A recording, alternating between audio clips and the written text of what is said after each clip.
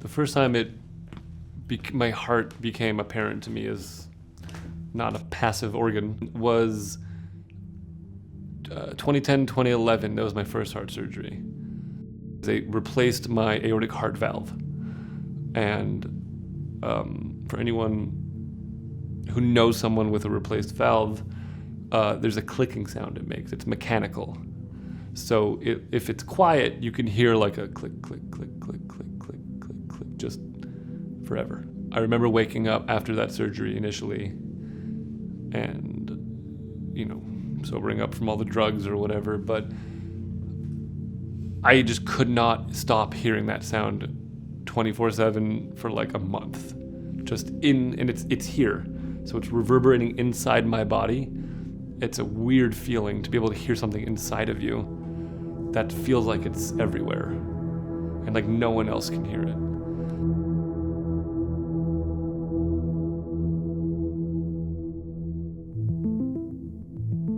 We were all in New York, and Miriam was getting engaged. It was all set up that we went for the whole surprise engagement and the engagement party.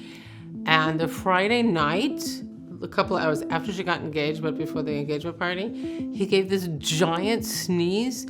It's silly, but it caused my body to jerk and like jar, and then I felt actually a tear, or I don't know what it was at the time, but I felt something painful in my back, and I thought I pulled a muscle. Anyways, it turned out to be an aneurysm.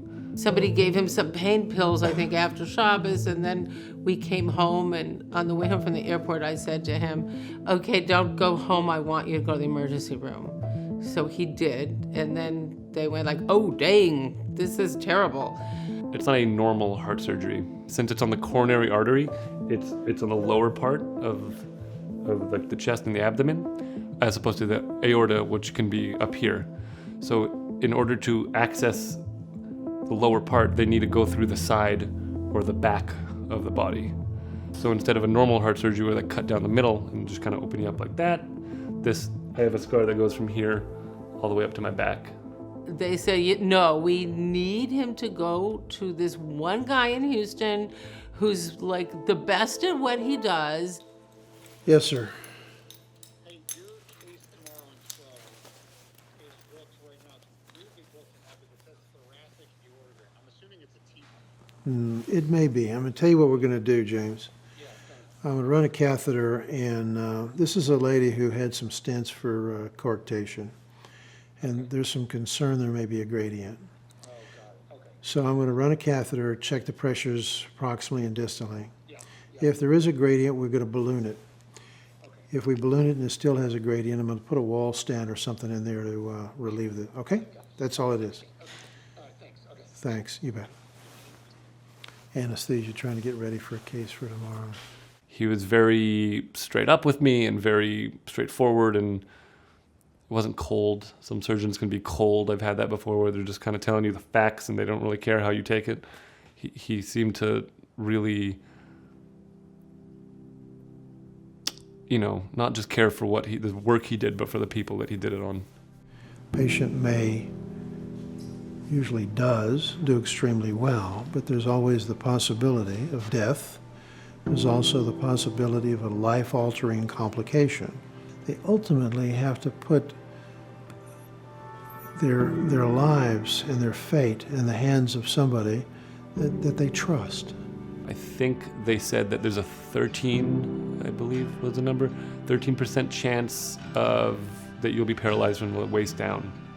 I was looking up this surgery and experiences of other people with it, and there were a number of them who that happened to, where they're paralyzed now because of that surgery as a result of it. So I was definitely more scared, more wary. We need to provide that encouragement and allow them to have that trust, because without it, the anxiety of the entire process is more painful for them and their family.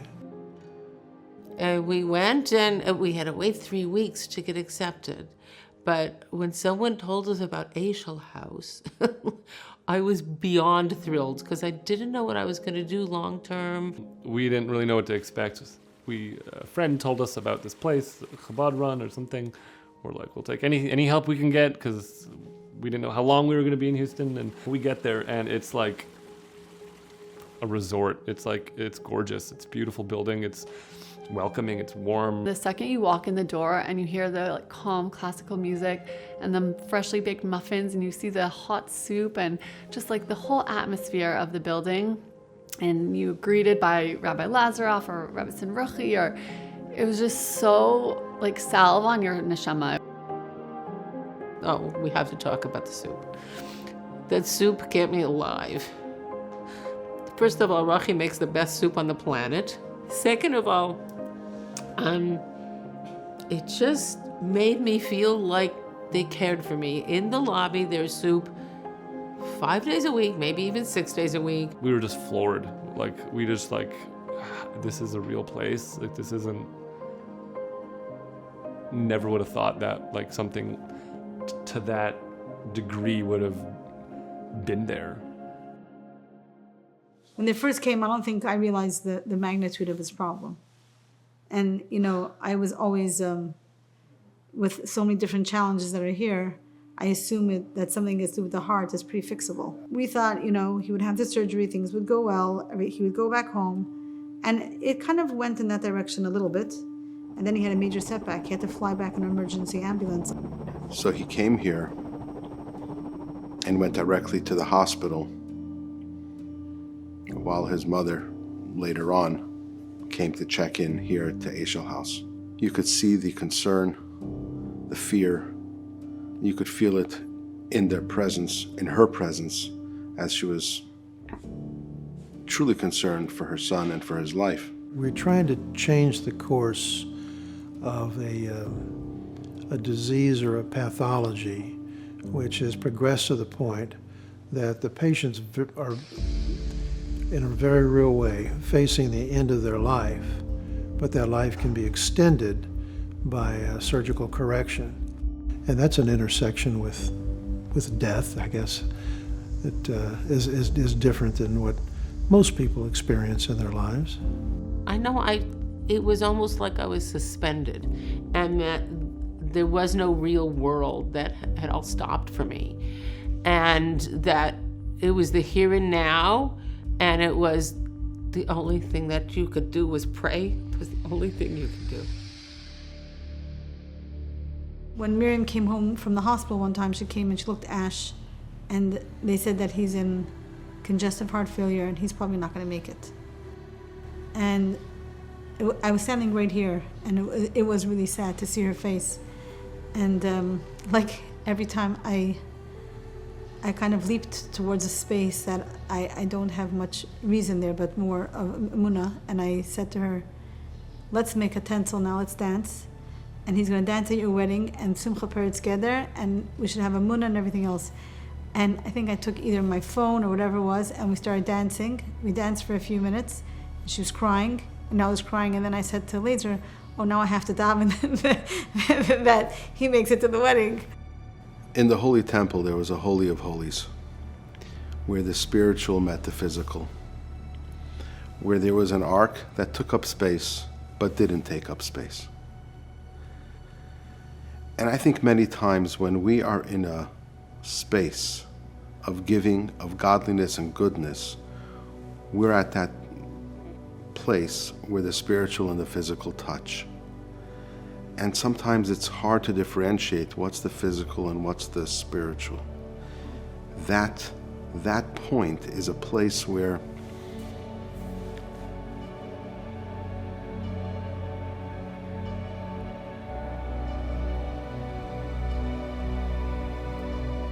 miracles happen. I myself was very distraught because Avi was teetering and it was very scary. And seeing his mother every day, and even Miriam, who is super optimistic and always happy and always focused, was so broken. It was hard for me to do it, but I'm eternally grateful to the Eibishter that he gave me that strength at that time, because not only was I able to dance with her at the wedding, but dancing with her in the lobby while we were both petrified was a special dance.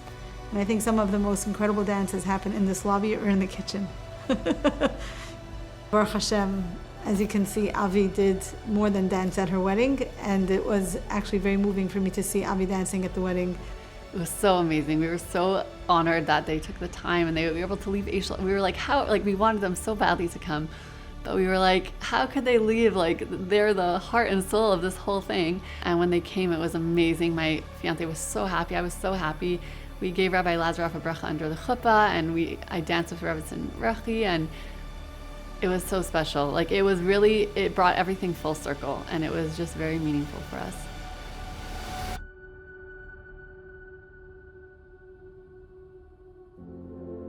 I think the mission of this facility and this institution is incredibly helpful to our patients. I wish we had more of them. It's a time in a patient's and a family's life that's incredibly stressful. And most of my patients were out of town, out of the state, out of the country. And to have a place to alleviate some of the details and logistics is a real gift. It's immeasurable. Even though we were at the hospital, and even though we were back and forth every day, and it was so stressful and it was so trying, it felt like being with family, and it was just so, it was so meaningful to build like the relationships with Rabbi and Rebbetzin and to have them support us through the whole process. We had a Suda Hoda'ah actually last week. What I said there is I'll say now. I said, from the bottom of my now fixed heart, thank you very much.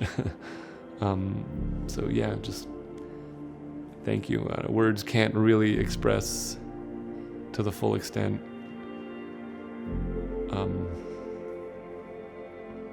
my gratitude.